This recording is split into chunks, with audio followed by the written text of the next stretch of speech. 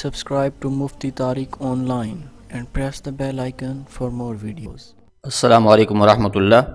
عبدالرؤف چکوال سے یہ بھائی سوال کرتے ہیں کہ نماز تہجد کا وقت فجر کی اذان سے کتنی دیر پہلے تک ہوتا ہے، اور ہم فجر کی اذان سے کتنی دیر پہلے تک نماز تہجد پڑھ سکتے ہیں؟ براہ کرم رہنمائی کر دیجیے۔ بھائی نے بہت اچھا سوال پوچھا ہے۔ دیکھیے، سب سے پہلے تو اس بات کو سمجھیں کہ تہجد کی نماز کا وقت شروع کب ہوتا ہے اور پھر کب تک باقی رہتا ہے۔ تو اس حوالے سے یاد رکھیے، تہجد کی نماز کا وقت عشاء کی نماز ادا کر لینے کے بعد سے ہی شروع ہو جاتا ہے، یعنی کہ جیسے ہی آپ نے عشاء کے 4 رکعت فرض ادا کر لیے تو اب آپ کے لیے تہجد کا وقت شروع ہو چکا ہے۔ آپ رات کے کسی بھی حصے میں تہجد کی نماز ادا کر سکتے ہیں، لیکن تہجد کی نماز پڑھنے کا جو افضل اور بہترین وقت ہے وہ صبح سحری کا وقت ہے، یعنی کہ جو صبح سحری کا وقت ہوتا ہے تو یہ وقت جو ہے نماز تہجد پڑھنے کا سب سے افضل ترین وقت ہے۔ البتہ اس کے علاوہ رات کے کسی بھی حصے میں آپ تہجد پڑھنا چاہیں تو پڑھ سکتے ہیں، اس میں بھی کوئی حرج نہیں ہے۔ اب یہ سمجھیے کہ تہجد کی نماز اذان فجر سے کتنی دیر پہلے تک پڑھ سکتے ہیں۔ تو یہ بات آپ کے علم میں ہونا چاہیے کہ موسم کے بدلنے کی وجہ سے وقت بھی تبدیل ہوتا رہتا ہے، اور پھر اذان جو ہے یہ صبح صادق میں ہوتی ہے۔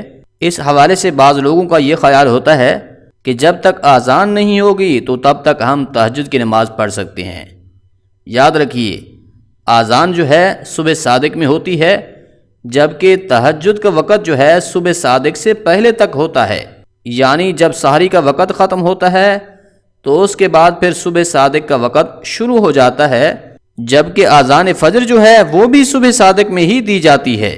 اس لیے یہ سمجھنا کہ جب تک اذان نہیں ہوگی تو ہم اس وقت تک تہجد کی نماز پڑھ سکتے ہیں، یہ تصور بالکل ٹھیک نہیں ہے۔ اس بات کو عام الفاظ میں یوں سمجھیے کہ سحری کا وقت جیسے ختم ہوگا تو اس وقت تہجد کی نماز کا وقت بھی ختم ہو چکا ہوگا، کیونکہ سحری کا آخری وقت یا پھر صبح صادق کے شروع ہونے کا جو وقت ہے اس سے پہلے تک اگر آپ تہجد کی نماز ادا کر لیتے ہیں تو آپ کی نماز درست ہے، لیکن اگر اس ٹائم کے بعد آپ تہجد کی نماز ادا کرتے ہیں تو آپ کی تہجد کی نماز نہیں ہوگی، کیونکہ وہ وقت تہجد کی نماز کا وقت نہیں ہوتا بلکہ وہ صبح کی نماز کا وقت ہوتا ہے۔